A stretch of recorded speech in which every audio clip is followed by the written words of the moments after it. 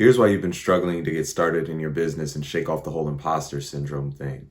It's because our quality of life is a direct byproduct of our environment as well as our thinking.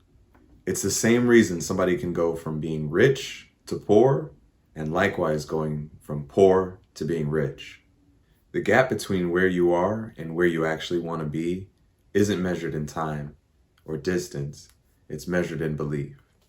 And in today's video, I'm going to teach you how you can hack the power of your subconscious mind into serving you versus you being a slave to it. And we'll tap into the very power that it takes to believe so that you can overcome the obstacle that's been holding you back or that's in your path. So let's get started. You know me, I always use the gym and exercise as a good reference point. And here's why. Because strong body, strong mind. You can't have one without the other. Last September, I left my job with corporate America, and I really struggled to pivot from my day job to creating my own side hustle.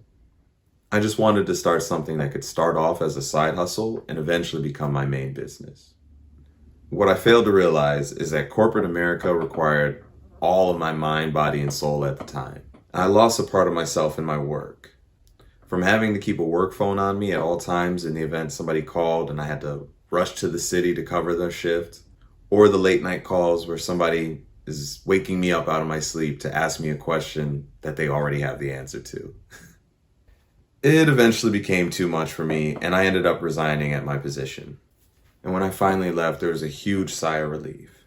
I believe in God first, family second, and then business. So I couldn't figure out for the life of me how difficult it was to make that mental shift from building somebody else's dream and vision and then taking that same energy and doing it for me. I had gotten so good at building somebody else's business that when it came down to laying the bricks to the foundation of my business, I was gassed out.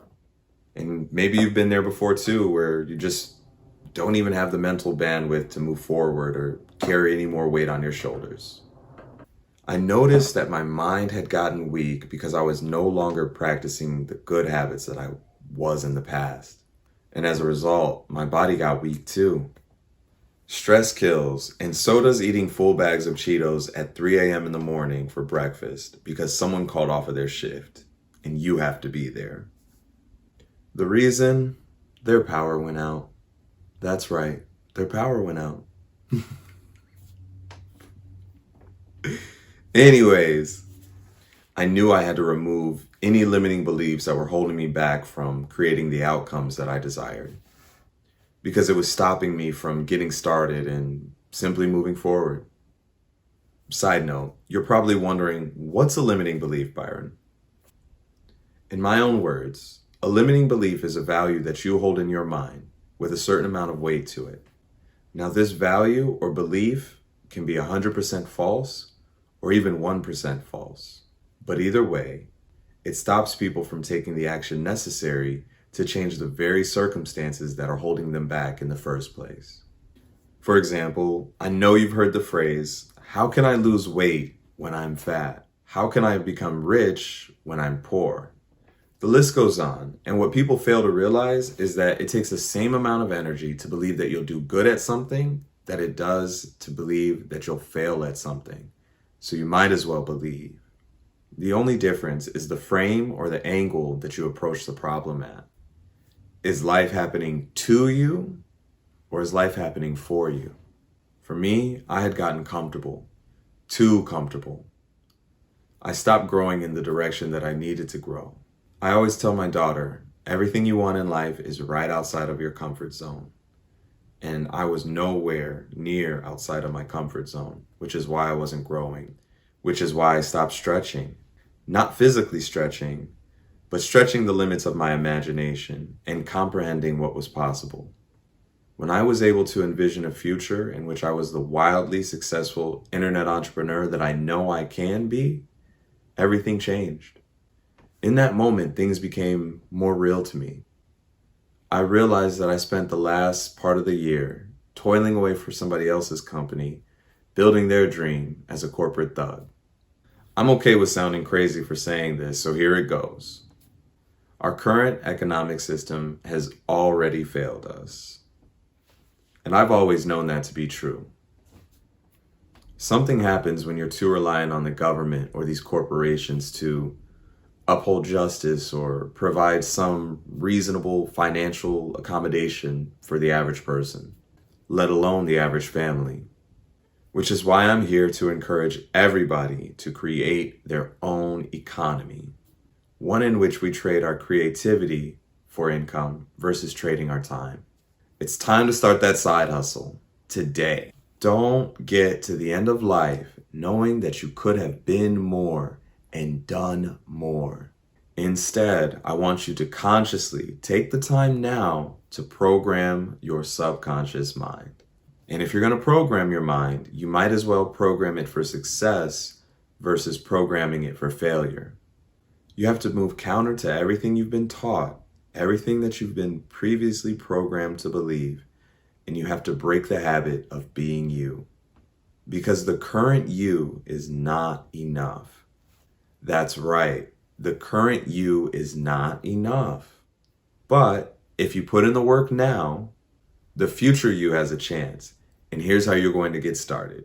You might want to write this down. It is the key to hacking your subconscious mind. You ready? Here we go. Your programming leads to your thoughts. Your thoughts lead to your feelings. Your feelings lead to your actions. And your actions lead to your results. And once you have results in an area, it creates belief, which leads to even more action in the future if you stick with it. So here's what I want you to do for the next 30 to 90 days, but at least 30. It's going to be hard, but it is going to be worth it because this is what it's going to take to reprogram your subconscious mind. Here we go. For the next 30 days, I want you to do the following and don't miss a day. I don't know. Read 30 minutes every day. Listen to something inspirational for 30 minutes every day. And meditate and pray for 30 minutes every day. I want you to pick up a book in your related field or expertise and study somebody who's already done the very thing you're trying to do. For 30 minutes every day, listen to the very people who have already succeeded at executing on what you're trying to achieve right now. And lastly, I want you to meditate for 30 minutes every day for 30 days. Meditate or pray on the outcome that you desire. And I want you to envision it and imagine it as if it's already happened. I want you to do those 3 things every day for 30 days and then try to tell me that you don't believe. Because you're training your conscious mind to finally communicate with your subconscious mind. Your conscious mind is your active mind.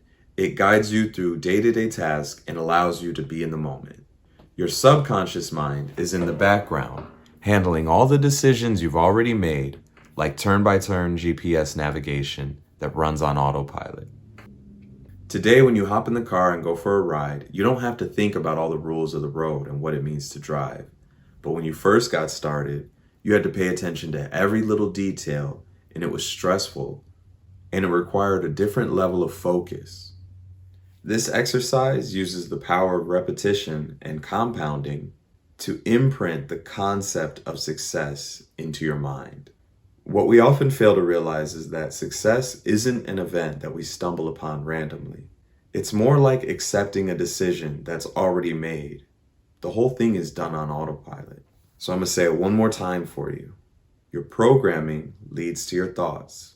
Your thoughts lead to your feelings. Your feelings lead to your actions. And your actions lead to further belief. And eventually, that new level of belief becomes a fuel that feeds on itself. And it doesn't require as much effort to make it happen. Just like you would remove software from your computer if it had a virus, you too must uninstall all the faulty programming that is in your mind. Most of us have gone our entire lives thinking thoughts that aren't even ours. We don't even know how they got there or where it started or how it all began. So here's the trick question for you. If you own a plot of land and you have nothing on it but just soil, that's right, just soil, what would grow on it?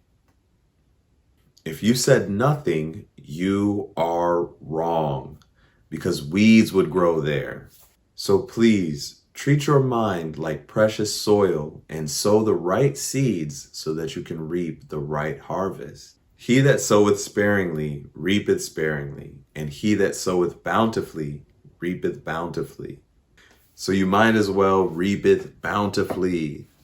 Trust me, your future self will thank you for it. And if you think I'm a liar and you don't believe any of this will work, that's fine. Because I believe you should always seek out the truth for yourself. But with that said, you don't have to believe push-ups will make you stronger.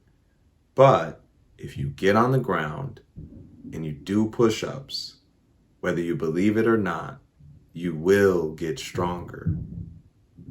So you might as well believe it and give it the full energy, attention, and focus it deserves. That was just a snippet of what it really takes to build an extraordinary mindset.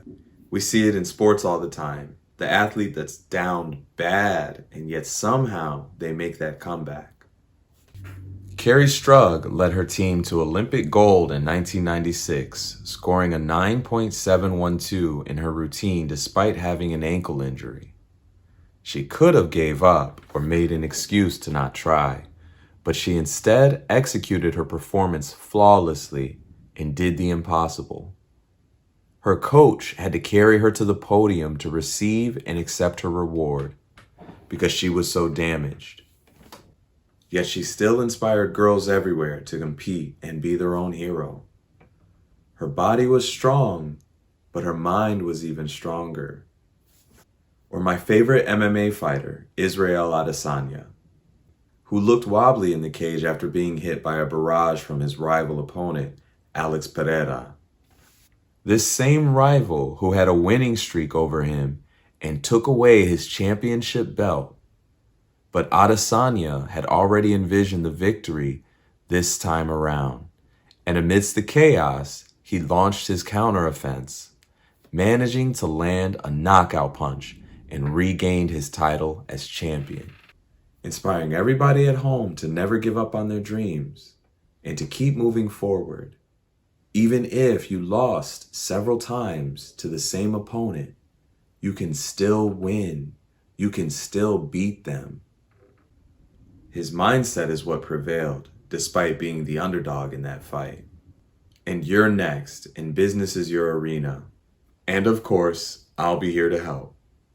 So make sure to connect with me on TikTok or Facebook. I'm actually thinking of creating a Facebook group in the near future, so be on the lookout. In the meantime, you can access my free course that teaches you how to do referral marketing and capitalize on the best side hustle of 2023. Thanks for listening and watching all the way through. I can't wait to see what we'll accomplish together this year and moving forward. Like and subscribe for more secret side hustles. Till the next adventure, God bless.